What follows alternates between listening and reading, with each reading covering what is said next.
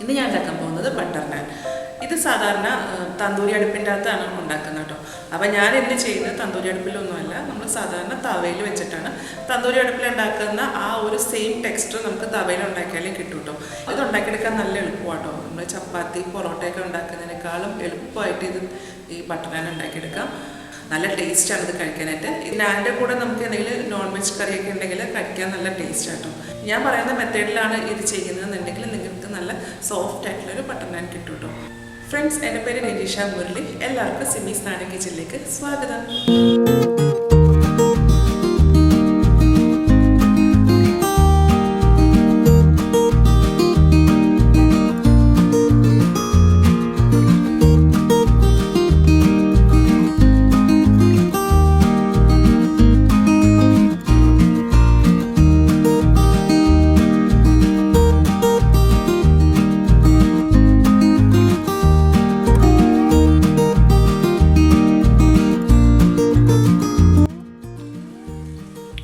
ഇതിനായിട്ട് 2 കപ്പ് മൈദ അല്ലെങ്കിൽ all purpose floor, 1/2 teaspoon baking powder, 1/2 teaspoon baking soda, ഉപ്പ് ആവശ്യത്തിന്,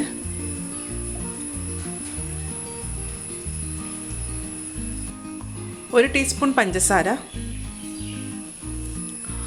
1 ടേബിൾ സ്പൂൺ സൺഫ്ലവർ ഓയിൽ, തൈര് 1/3 കപ്പ്. ഇനി ഇതെല്ലാം കൂടെ നന്നായിട്ടൊന്ന് മിക്സ് ചെയ്തെടുക്കാം. അപ്പോൾ നമ്മൾ ചേർത്തേക്കുന്ന ഇതെല്ലാം കൂടെ നന്നായിട്ട് ഈ പൊടിയിലേക്കൊന്ന് യോജിച്ച് വരണം. അതിനുശേഷം ഇതിൻ്റെ അകത്തേക്ക് വെള്ളം ഒഴിച്ചിട്ട് വേണം നമ്മൾ ചപ്പാത്തി മാവ് കുഴയ്ക്കുന്ന പോലെ കുഴച്ചെടുക്കാനായിട്ട്.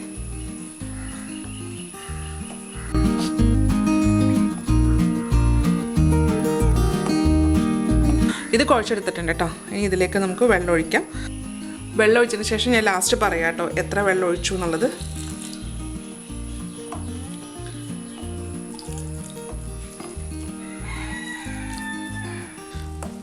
ഇപ്പം ഞാൻ ഇതിലേക്ക് 1/2 കപ്പ് വെള്ളമോട്ട് ചേർത്തേക്കുന്നത്. ഈ 1/2 കപ്പ് വെള്ളം ചേർത്തിട്ട് ഇത് നന്നായിട്ടൊന്ന് കുഴച്ചെടുക്കാം.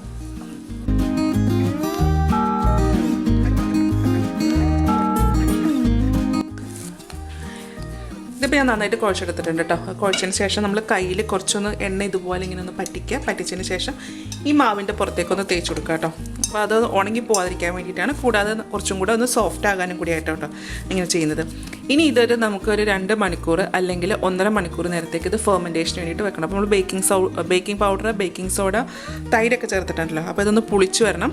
പുളിച്ചിട്ട് ഇത് നന്നായിട്ടത് പൊങ്ങി വരും. ഇനി ഇതൊന്ന് അടച്ച് വെച്ചിട്ട് കുറച്ച് കഴിഞ്ഞിട്ട് നമുക്കിത് ഉണ്ടാക്കാം.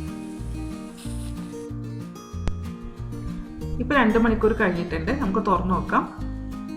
ഇത് നന്നായിട്ട് പൊങ്ങിയിട്ടുണ്ട്. ഇനി ഇത് നമുക്ക് നന്നായിട്ടൊന്ന് കുഴച്ചെടുക്കണം. ഇത് കുഴയ്ക്കുമ്പോൾ ഇതുപോലെ ഇങ്ങനെ ഫോൾഡ് ചെയ്ത് വേണം കുഴയ്ക്കാനായിട്ട് കേട്ടോ. എന്താണെന്ന് വെച്ച് കഴിഞ്ഞാൽ ഇതിൻ്റെ ഉള്ളിൽ നിറച്ചും എയർ കയറിയിട്ടുണ്ടാവും.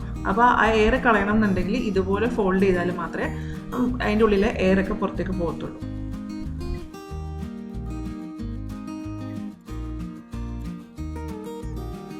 ഇത് നന്നായിട്ട് കുഴച്ചെടുത്തിട്ടുണ്ട് കേട്ടോ. ഇനി ഇതിനെ നമ്മൾ കുഞ്ഞു ബോൾസ് ആക്കി മാറ്റണം. നമ്മൾ ചപ്പാത്തിയൊക്കെ ഉണ്ടാക്കാൻ നേരത്ത് ഉണ്ടാക്കുന്ന ബോൾസില്ലേ, ആ വലുപ്പത്തിലാണ് ആക്കിയെടുക്കേണ്ടത്. അപ്പോൾ ഇത് കയ്യിലിപ്പം മാവ് പറ്റി പിടിക്കുന്നുണ്ട്, മൈദയല്ലേ. അപ്പോൾ എന്താ ചെയ്യേണ്ടത് വെച്ചാൽ കയ്യിൽ കുറച്ച് എണ്ണ തൂത്ത് കൊടുക്കുക. തൂത്തതിന് ശേഷം കുഞ്ഞു ബോൾസ് ആക്കി എടുക്കുക. അങ്ങനെ ആകുമ്പോഴത്തേക്ക് നമ്മുടെ കയ്യിൽ പറ്റി പിടിക്കത്തില്ല.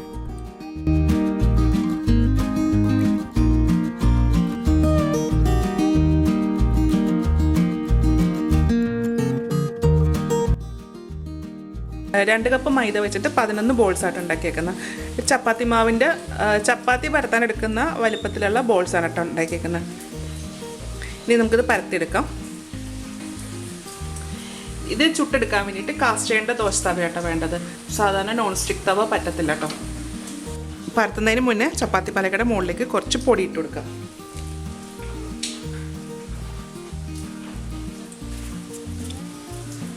പൊടി ഇട്ടതിന് ശേഷം മാവെടുത്തിട്ട് ഒന്ന് ഉരുട്ടിയതിന് ശേഷം ഈ പൊടിയിലേക്കൊന്ന് മുക്കി 2 വശവും പൊടി പറ്റിച്ചു കൊടുക്കാം.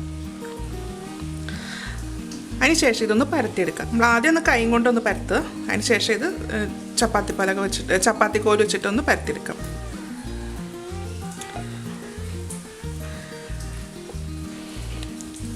ഒരുപാട് കനം കുറയ്ക്കണ്ട, ചപ്പാത്തിക്ക് കനം കുറയ്ക്കുന്ന പോലെ കുറയ്ക്കേണ്ട ആവശ്യമില്ല കേട്ടോ. ഇത് ഇതിങ്ങനെ പരത്തിയെടുക്കുക. പരത്തുമ്പോൾ ഇതിൻ്റെ കനം എല്ലാ വശവും ഒരുപോലെ ആയിരിക്കണം.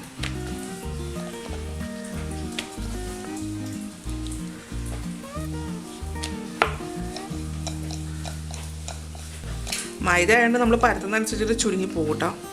അതുകൊണ്ട് മാക്സിമം അങ്ങോട്ട് പരത്തിക്കോളുക. നമ്മൾ എടുക്കുമ്പോൾ ഇത് ചുരുങ്ങി വരും.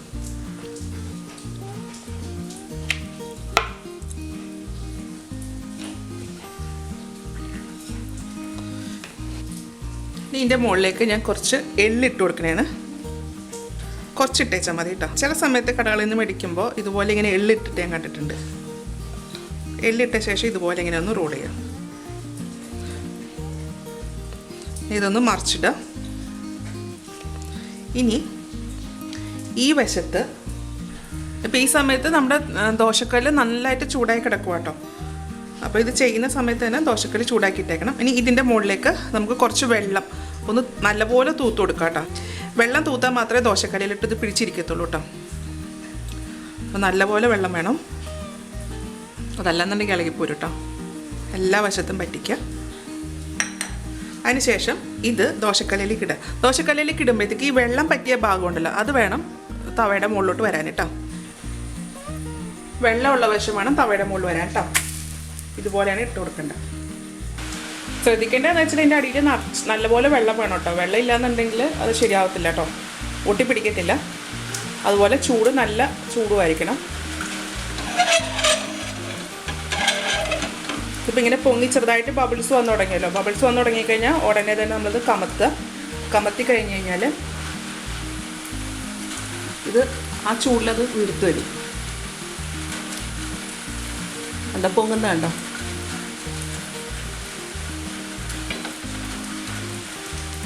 ഇത്രയും മതി.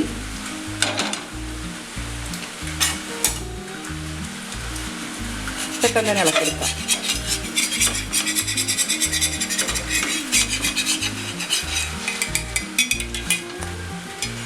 ഇത് ഇളക്കിയെടുക്കാം.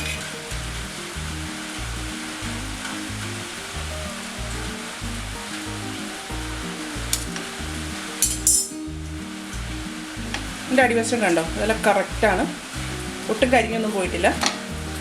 ഇത് ഉടനെ തന്നെ ഇതിൻ്റെ മുകളിലേക്ക് ബട്ടർ ഇട്ട് കൊടുക്കാം. നിനക്ക് ബട്ടർ ഇട്ട് കൊടുക്കാം കേട്ടോ. എല്ലാവർക്കും ഒന്ന് തേച്ച് കൊടുക്കാം. ബട്ടർ ഇടുമ്പോഴത് നല്ലൊരു സോഫ്റ്റാവും. ഇത് പരത്തുമ്പോൾ ഒരുപാട് കനം കുറയ്ക്കരുത് കേട്ടോ. ചെറിയൊരു കനം വേണം, എന്നാൽ മാത്രമേ നല്ലൊരു സോഫ്റ്റായിട്ടുള്ള നാനാവുള്ളൂ കേട്ടോ. ഞാനിവിടെ കുറച്ചുകൂടെ ഉണ്ടാക്കി വെച്ചിട്ടുണ്ട്. ഇത് കണ്ടോ, നല്ല സോഫ്റ്റാണിത്. ഇത് കാണുമ്പോൾ തന്നെ അറിയാം. ഇത് കണ്ടോ, നല്ല പഞ്ഞി പോലത്തെ ബട്ടർ നാനാട്ടോ. അതുപോലെ മുറിച്ച് കഴിഞ്ഞാലും നല്ല സോഫ്റ്റായിട്ടാണ് ഇരിക്കുന്നത്. ഇത് കഴിക്കാനും നല്ല ടേസ്റ്റാട്ടോ. ഇത് നമുക്ക് വെജിൻ്റെ കൂടെയോ നോണിൻ്റെ കൂടെയൊക്കെ കഴിക്കാൻ നല്ലതാട്ടോ. നല്ല സോഫ്റ്റാണ്. ഇതിപ്പോൾ എല്ലാവരും ഒന്നും ഇങ്ങനെ ഉണ്ടാക്കി നോക്കൂട്ടെ. ഇത് കണ്ടോ, നല്ല സോഫ്റ്റ് ബ്രെഡ്. നമുക്ക് കാണുമ്പോൾ തന്നെ അറിയാമല്ലോ, നല്ല പഞ്ഞി പോലെ ഇരിക്കണം. അപ്പോൾ ഇതെല്ലാവരും ഒന്ന് ഉണ്ടാക്കി നോക്കൂട്ടോ, ഇതുപോലെ ബട്ടർ നാൻ. ഇത് ഉണ്ടാക്കി നോക്കിയിട്ട് ഇതിൻ്റെ അഭിപ്രായം എൻ്റെ കമൻറ്റ് ബോക്സിൽ ഇടുക. എൻ്റെ ചാനൽ ആദ്യമായിട്ടാണ് കാണുന്നതെങ്കിൽ സബ്സ്ക്രൈബ് ചെയ്യുക. വീഡിയോ ഇഷ്ടമായെന്നുണ്ടെങ്കിൽ ലൈക്ക് ചെയ്യുക, ഷെയർ ചെയ്യുക. അപ്പോൾ ഇനി അടുത്ത ദിവസം അടുത്ത റെസിപ്പി ആയിട്ട് കാണാം. Thank you.